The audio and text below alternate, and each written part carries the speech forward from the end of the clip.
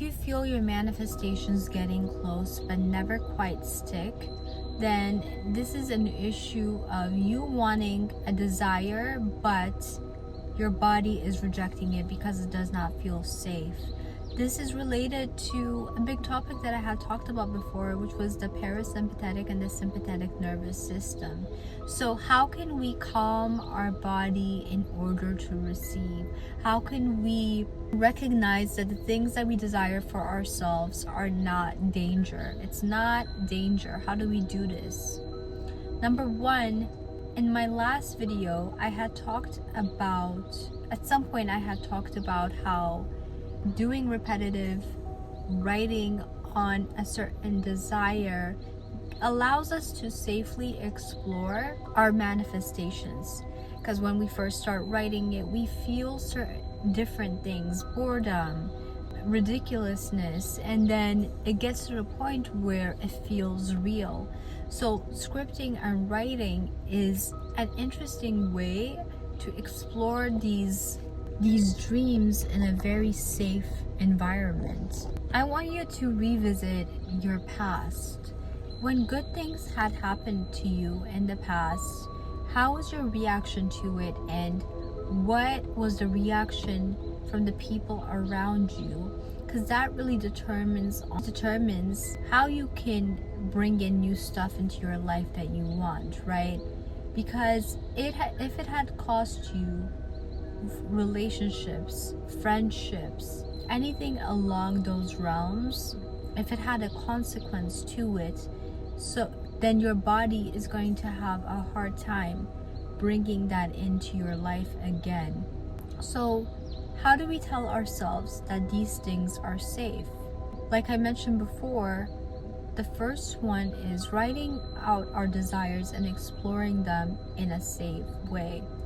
And another one is exploring those past things, observing them, and rewriting a different script for what outcomes we had received from them.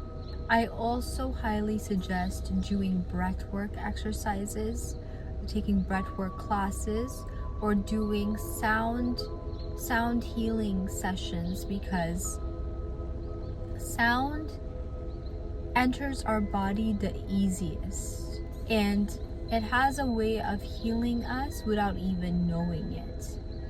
And it allows the subconscious mind to explore these areas where we've kind of like locked away, and it presents an opportunity for it to rise up in a safe way and then get converted into a different form of energy. So that's very important. Can you find a way to slow down your life a bit as you're bringing these new things in?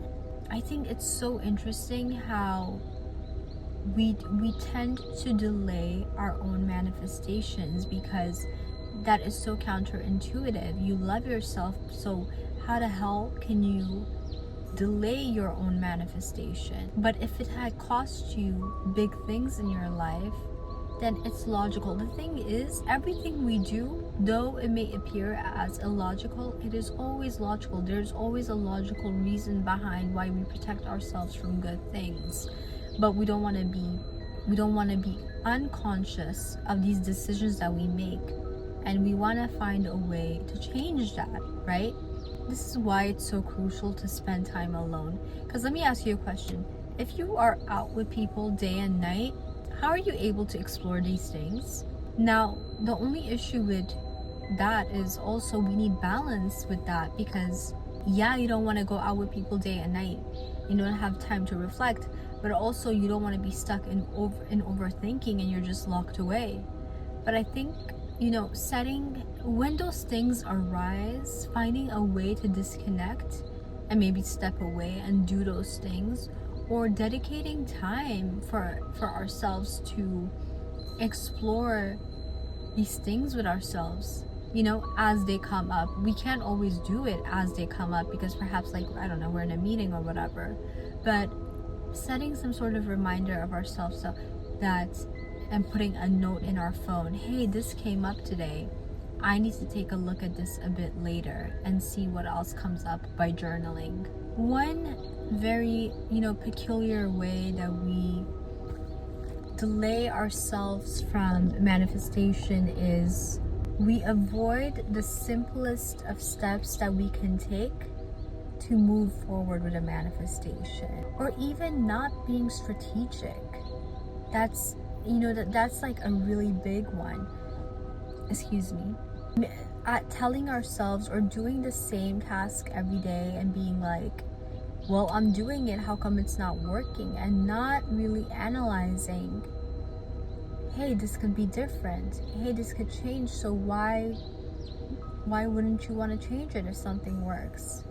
And at one point, there was one video I had talked about how, with the visualization, you can be very specific, but with the execution, you don't really need to be specific, and allow yourself to be adaptable. And strategy and adaptability also go hand in hand with each other, because it's your ability to change based on the data that you are getting, right? So that's the space for you to be malleable and changeable in those factors. So I guess today, now that I think about it, the video was about, how do we exploring what are the ways we kind of sabotage ourselves from getting what we want to get, getting to the destination that we want to get to. How do we keep ourselves from getting there even though we're moving? If you're moving, can you be sabotaging yourself? I think if you are moving and observing yourself at the same time, you will not be sabotaged. It's kind of impossible to be sabotaging yourself forever, because not only are you moving, but you are also observing, having a moment to observe your movements. But if you're just moving, it might seem like you're heading to a different destination, but you're just moving at the same spot. So, this is why it's important to have a weekly review for yourself about what actions did you take, not only in the 4D, but also in the 3D, and see, is it working? Am I moving just to move? Or am I moving with an intention, with a strategy, with a plan? Because the 3D works with strategy and plans, right? One of the lessons I hope that you guys are getting from these videos is that, 3D alone is not the enemy, 4D alone is not the enemy, but you have to, love them and find a way to work with both of them. You can't just overlook one side. And I think it's kind of intoxicating to just completely focus on the 4D and be like, well, if I just completely focus on that, everything will be fine. But the truth is, it will not. Let me know how you guys are doing. Let me know how far you've gotten. I am excited to see the evolution for everyone.